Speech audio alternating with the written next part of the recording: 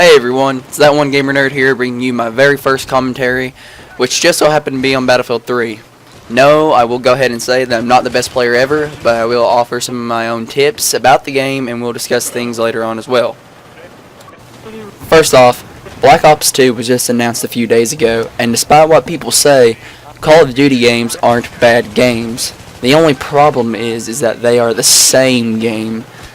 Ever since Call of Duty 4, it seems like every Call of Duty game has been a repackaging of Call of Duty 4, with just a few new maps, a few new weapons, and a few new kill streaks, and then they throw in the new campaign. This is the exact reason why I did not buy Modern Warfare 3, and I don't plan on buying Black Ops 2. Now, the only reason I would buy Black Ops 2 is because of zombies. Other than that, I'm not getting it. And I personally think that if they want to attract more attention to Call of Duty, they're going to have to add more new things than what they have been in the last few years. Which, you know, I may be wrong. Black Ops 2 may have something brand new that a Call of Duty game has never had before. We'll see. But personally, I like shooters like Halo, Team Fortress 2, and Battlefield much better because of the cooperation that is required. I love games that are strongly based around teamwork, and that is something that the Call of Duty series has always lacked. In Modern Warfare 3, they did try to fix this with the support kill streaks and the thing where you drop the vest, but 90% of the players still run Lone Wolf. Switching topics now to Halo 4. By far, out of all the games that have been announced this year, I am very excited for Halo 4. I know a lot of fans are angry or upset with what they've been reading about Halo 4, but things such as the instant respawns and the new loadout system. And a lot of players are thinking that 343 are trying to make Halo 4 more like Call of Duty. And look, 343 isn't doing something stupid by making games slightly reminiscent of Call of Duty. Call of Duty games have been the most played game on Xbox Live for quite some time now, so I don't think it's a bad decision if 343 is like, hey, maybe if we make our game slightly more like this, it'll attract more attention from players from the Call of Duty community.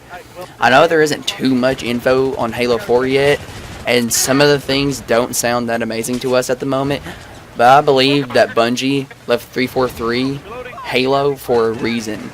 So, don't judge the game. It hasn't even came out yet. Give it a chance, and I really think you all will like it. But, back on the subject for a bit. Battlefield 3. To me, Battlefield 3 is only fun to play whenever you have friends online to play it with, because if your squad sucks, the game just isn't fun at all. That's my opinion though, you all may think different. But, communication in a squad can make or break the game. Good communication and planning will make a difference not only for your squad, but for your team. Call out enemy positions, tell your squad where you are going, and if you don't know how to drive a helicopter or a jet, don't spawn in it, don't drive it, don't touch it. Vehicles are essential to winning the game sometime, and a few people in a helicopter laying down suppressive fire while tanks dominate the infantry and sometimes other vehicles, if your driver is good enough, can really be a game changer. Also, play your class. If you suck at sniping, don't be a sniper. Don't sit there for 30 minutes at a time and only get 3 kills. Pick the assault, support, or even the engineer class and help your teammates. If you're a medic, be smart. Look around before you revive people. If someone dies, don't run straight into the enemy for a revive. It's not worth it. If you kill a few people, or all of them, then revive your teammate. It's not that difficult of a concept to follow. Now, the assault class does not tend to have too much of a problem with this next issue, but be sure to throw your medkits. You're helping your teammates, and sometimes you're helping yourself. There's no reason that you should just sit there and use your medkits only on yourself. I mean, you're basically getting free points and you're keeping your team alive. Now, I don't run the support class too often just because I'm not that great with the LMGs, but it irritates me whenever you need ammo and people don't lay out the ammo crates. Why not do it? The possibility that teammates may run by and get ammo is decent.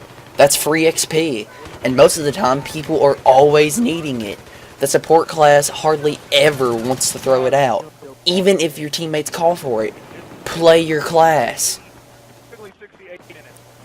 Whenever it comes to engineers, the only complaint that comes to mind is either the occasional rocket spam, or whenever engineers sometimes will get out of a vehicle in the middle of a battle with another vehicle in order to repair it. I can understand, oh hey, this vehicle's getting ready to die and so is my teammate, I need to get out and repair it. But in all honesty, it's probably just better to not waste your time and go down with the vehicle anyway, because as soon as you hop out of the tank, you're going to die, unless your driver is lucky and so happens to blow up the vehicle. But if you're the engineer and you're hopping out of the tank anyway to try to fix it, chances are you're not going to kill the vehicle and you're just going to die. At this point, I was just trying to do a quick check to see if there were any enemies left behind because we just captured C. But what you're about to see is a prime example of how to not play as a medic. Like I mentioned before, just watch this. So at this point, we had pushed up the escalators back to B, and Uzi had ran outside. You just saw him die right here, and right now I'm asking him if he wants me to come outside. Don't do it, Brian. You just heard him say, "Don't do it." Watch this guy. And then he goes back. And then this guy tries to be a hero.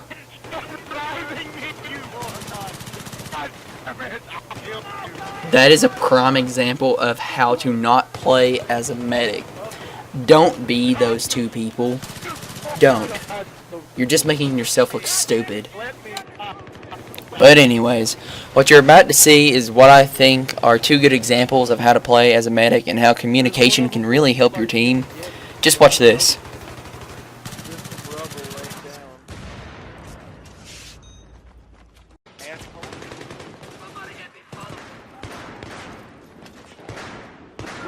Right side.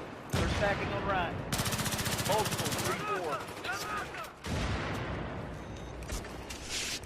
Oh dear God, yep. See, I think that's how you play as a good medic. You kill out the enemies and then you revive your teammates. That's playing smart. So that's it, my very first commentary. I hope you enjoyed it, and if you did, don't forget to rate, comment, and if you want to, subscribe.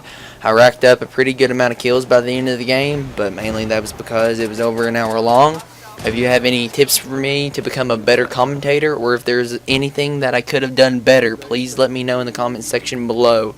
This is ThatOneGamerNerd. Hope you have a nice day.